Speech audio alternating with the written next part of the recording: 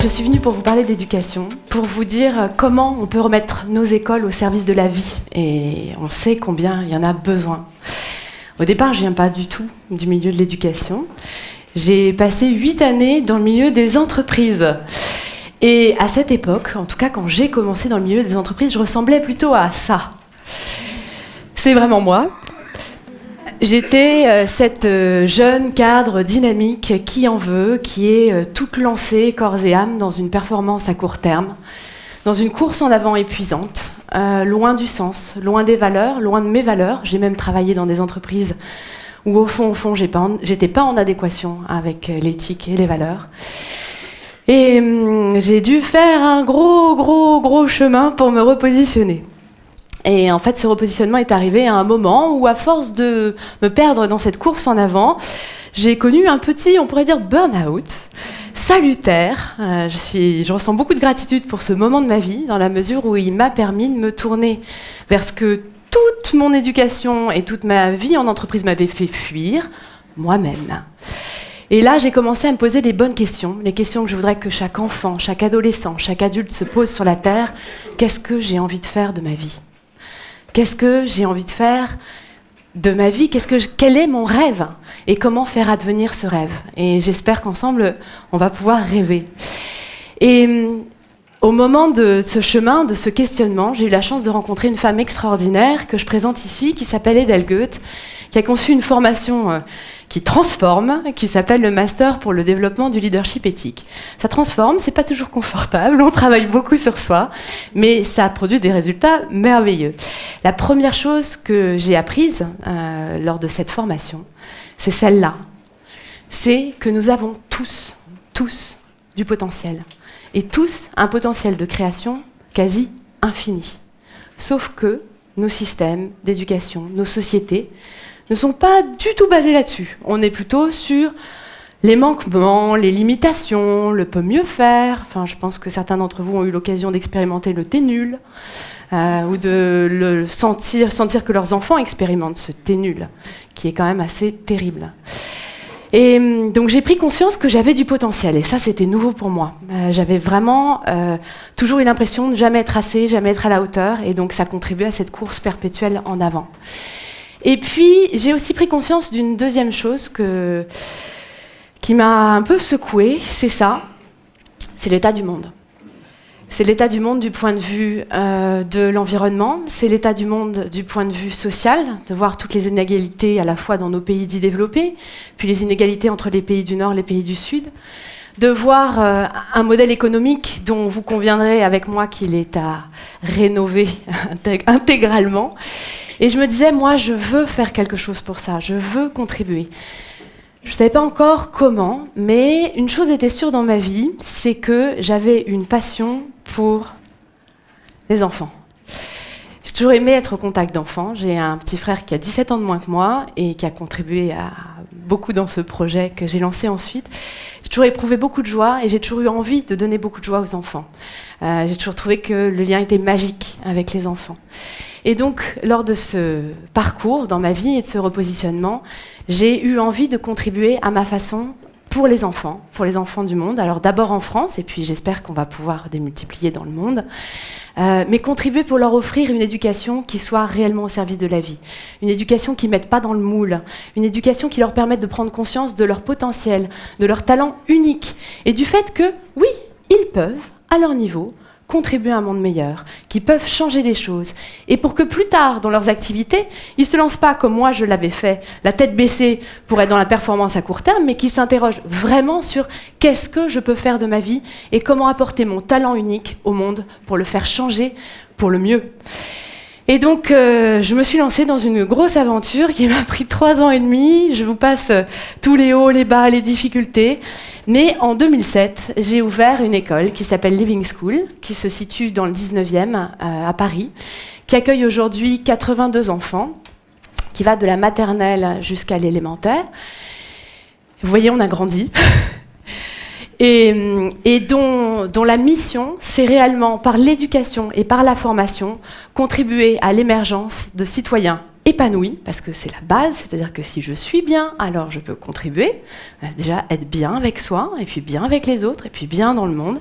Donc de citoyens épanouis, responsables, qui par leur action contribuent à une réelle évolution de l'humanité. Voilà l'objectif ambitieux qu'on s'est fixé à Living School. Et j'ai envie de partager avec vous des principes de manière à les diffuser largement, dans la mesure où c'est tellement essentiel aujourd'hui de diffuser de nouvelles idées dans l'éducation. On a besoin de secouer l'éducation, de faire bouger, de transformer les choses. Le premier principe qu'on a à l'école et que je veux partager avec vous, c'est qu'on a mis dans le socle de la pédagogie, vraiment au socle de la pédagogie, à la base, le savoir-être. Le savoir-être, c'est l'ensemble de nos qualités, de nos défauts. C'est qui nous sommes, c'est notre personnalité, c'est l'ensemble de nos croyances sur nous-mêmes, sur les autres, sur le monde. Et le savoir-être, vous voyez, il est un petit peu comme... Alors attendez, je vais trouver ce que j'avais caché là. Comme un sachet de thé. Vous voyez mon sachet de thé ? Bon, si je le trempe dans l'eau chaude, il va teinter toute cette eau chaude de sa couleur. Et notre savoir-être, il est comme ça. Si je suis un enfant, si je manque de confiance en moi, eh bien, au niveau de mes savoir-faire, ça va avoir un impact. Je vais avoir du mal dans mes apprentissages à lever la main, interroger, poser des questions parce que je ne comprends pas. Je vais avoir du mal en groupe à m'affirmer, à m'exprimer. Si je suis un enseignant et qu'au niveau de mon savoir-être, j'ai un fort besoin de contrôle, devinez quoi, dans mon savoir-faire, ça va se traduire. Je vais mettre en place un système d'évaluation qui va être basé sur le contrôle. Je vais mettre en place une façon de gérer ma classe qui va être basée sur le contrôle. Et devinez quoi, au niveau des réalisations, les enfants et le climat de classe va se ressentir de ce savoir-être. Et donc le savoir-être, il est essentiel.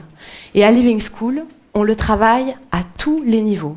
Ce sont les enfants qui le travaillent, ce sont les enseignants, puisque en tant qu'adulte, on a besoin d'être exemplaire. Je ne peux pas prétendre apporter la confiance en soi à un enfant si moi-même, je n'ai pas confiance en moi. Et puis, ce sont les parents. Il y a quelques parents dans la salle. Ce sont les parents qui travaillent aussi au niveau de leur savoir-être. Alors, juste en quelques images, ce qu'on fait, on parle de potentiel et on appelle ça le grand trésor, le plus grand trésor. Et pour célébrer ce grand trésor, ces capacités, ces compétences que tous les enfants ont, on met en place les cahiers de réussite. Donc toutes les semaines, là, vous avez Tyver et Tiffen qui sont heureux de présenter leur cahier de réussite, mais toutes les semaines, tous les enfants célèbrent leur réussite dans un cahier de réussite. Imaginez ça dans toutes les écoles du monde entier. Mais on ne parle pas non plus que des aspects positifs, que du grand potentiel, on parle aussi du potentiel qui est un peu plus contrarié, donc de l'état émotionnel, réactionnel, qu'on connaît tous, parce qu'on a tous des moments comme ça. Et donc les enfants ont appelé ça le crocodile. Et figurez-vous qu'à l'école, ils apprennent à dire stop à leur crocodile. Alors apprendre à dire stop à son crocodile, ça peut passer par un temps de recentrage, où on va prendre quelques respirations, un temps où on va aller s'isoler pour se retrouver. Ça peut aussi passer, là, comme Cléa nous le montre, par un moment où on va décharger son énervement ou sa colère dans le punching ball ou dans le coussin de colère. Et un exemple que je voulais vous donner de toute la belle évolution que ça crée chez les enfants quand on met le savoir-être réellement au cœur d'une pédagogie, et j'ai vraiment à souhait que toutes les écoles s'emparent de ça parce qu'on en a besoin. Voilà Com. Com, il est arrivé chez nous il n'y a même pas 2 ans. Il est arrivé, il manquait de confiance en lui-même. Et il manquait beaucoup de confiance en lui. Et sa maman raconte cette anecdote que je partage avec vous.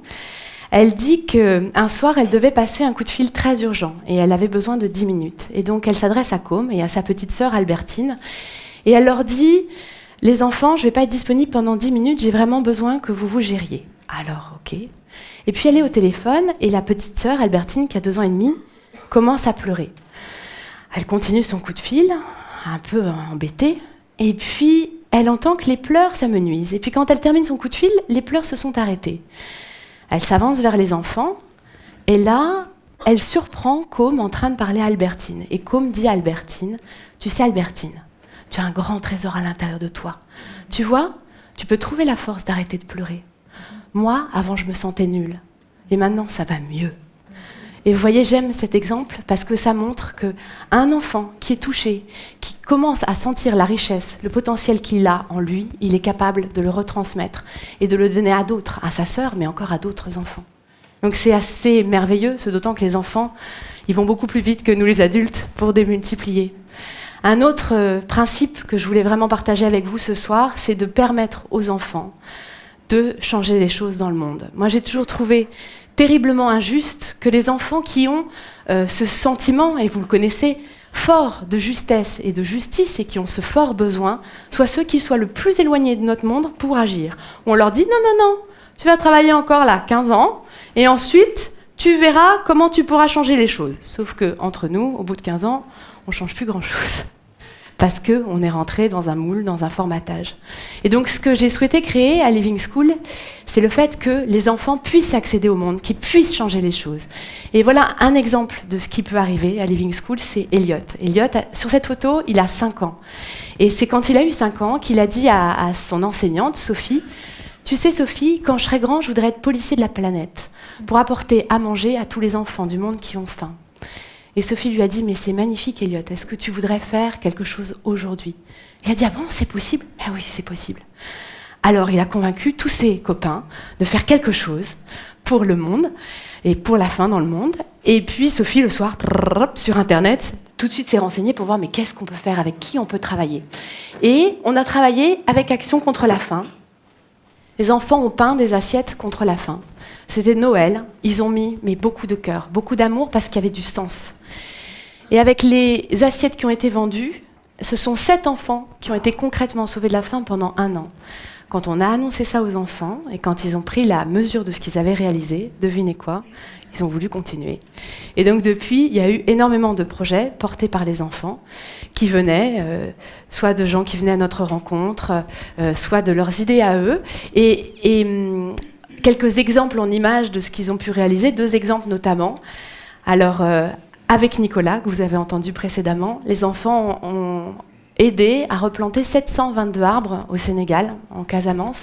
Et on a profité de ce moment pour travailler avec la classe juste à côté de la pépinière du village de Teyel, francophone.